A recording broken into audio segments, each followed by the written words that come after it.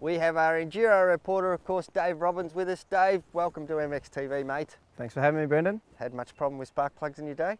No, I actually ride my bike rather than let it sit in the shed like you, mate. All right, thanks, mate. Thanks very much. Joel Smits was a big factor in the Australian 4-day, but so was the dust too, wasn't it? Back earlier in the year, and obviously down in Victoria, we had no rain at all. Like all the rain was going up northern New South Wales and Brisbane.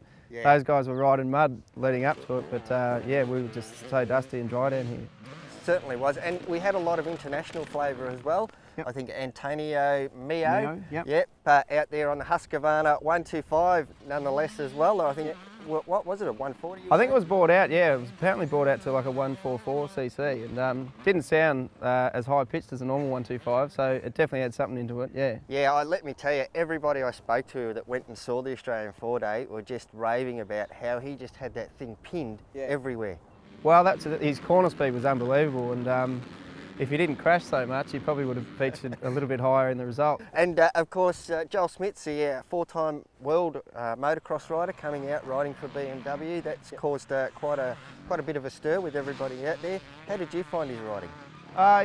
He's so smooth on the bike. I mean, he's not going to be four-time world champ for nothing. Yeah. And it was the first time the BMW had been on Australian soil and actually raced in something like that. So that was good to see and created a lot of interest. But our Australian guys on the 450s, that they were just, a class above that as well. So yeah, and I'd imagine that, terrain here is a lot different. We're at home, and I tell you what, we really are starting to produce some great enduro riders, aren't we? Yeah, we certainly are. And the more international guys we can get out, it only makes our guys here train that little bit harder again. And they don't want to see the trophy going back to wherever it is, Europe or wherever. So yeah, yep, exactly. Sure. Especially those New Zealanders. Now, the other one, mate, Blake Hawke, what a fantastic result for him. I think he finished somewhere around fourth. Yeah. Fantastic result for a big fella like him, wasn't it? He is. I mean, that's his home ground around that area. So he's ridden those tracks, and we've had plenty of Victorian enduros around that area. Okay. But yeah, I mean, you've still got to hang on to it for 4 days, and yeah, he didn't let the pressure come to him when it did, and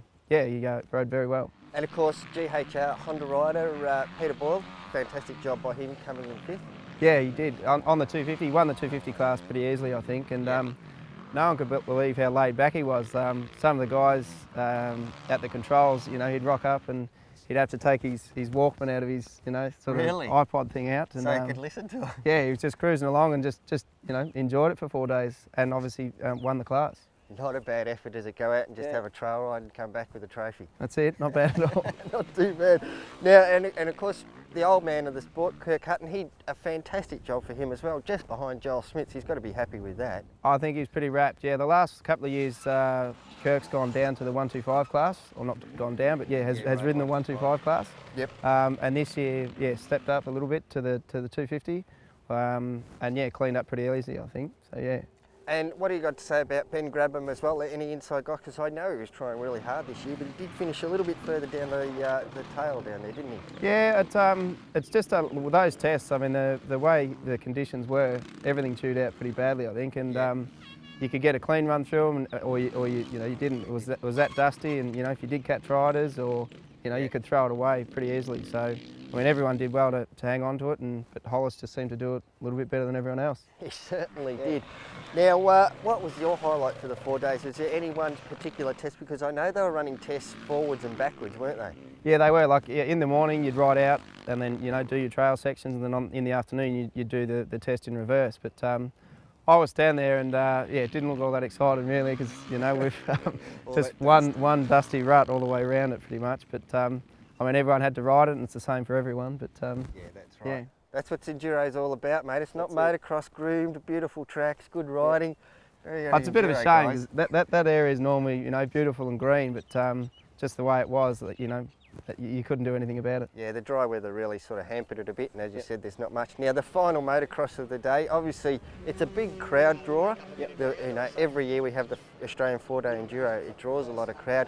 Everyone was there to watch Joel Smits do well, but there were some people that really pulled out some good ones, wasn't there? Yeah, well, AJ held off Smits for the final moto, and that was pretty good to see. I mean, if you've got a 4-time world champion hounding you around the track, you're going to be under pressure, but AJ did very well, and And right on the line too, because Joel wasn't letting go either, was Yeah, he? no, He he was did. hard at it. He did let go at the end when he fit that BMW. But yeah, That's right. yeah, that was good. It always does. I mean, you see the guys for 4 days or 3 days they're out in the bush, and really a lot of people don't get to see them. So the final moto is their chance to display what sort of skills they have when, you know, a lot of people do see them. Mate, it was a great event put on by the Warragul Motorcycle Club. They did a fantastic effort to get it as good as they could, really. Well, they do a good job, those guys. They did it back in 04, I think it was. That's right. Similar sort of area, and yeah, they know what to do, and they get the job done. That's it. Well, Dave, one thing about the dust, although it hampered them the whole 4 days, was it was a great lead-in for the 6th day, wasn't it? It was pretty much identical conditions, apart from the heat. I mean, over in Greece it was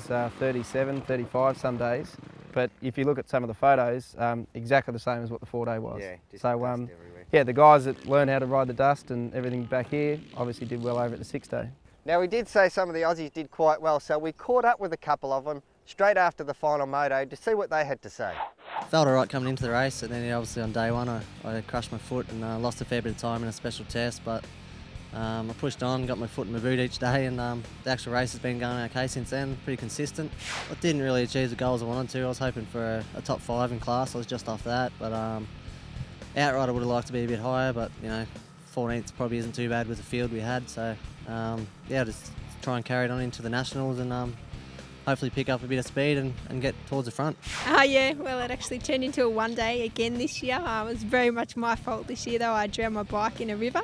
So, yeah, unfortunately, yeah, it was near the end of day 1, so I had a good time until then, but didn't quite make it. Just all about riding, whether it be in the bush or on the track. I just want to, yeah, have a lot more time on the bike. Yeah, I mean, it's always a good thing. I was just a shame that my whole 4-day wasn't like that last final moto, so... You know, but it felt good to finish on a good note and finish strong like that. It wasn't so much Joel, it was the fact that last year I had David Knight behind me, exactly the same sort of situation, and I threw it away. So that was running through my mind more than anything.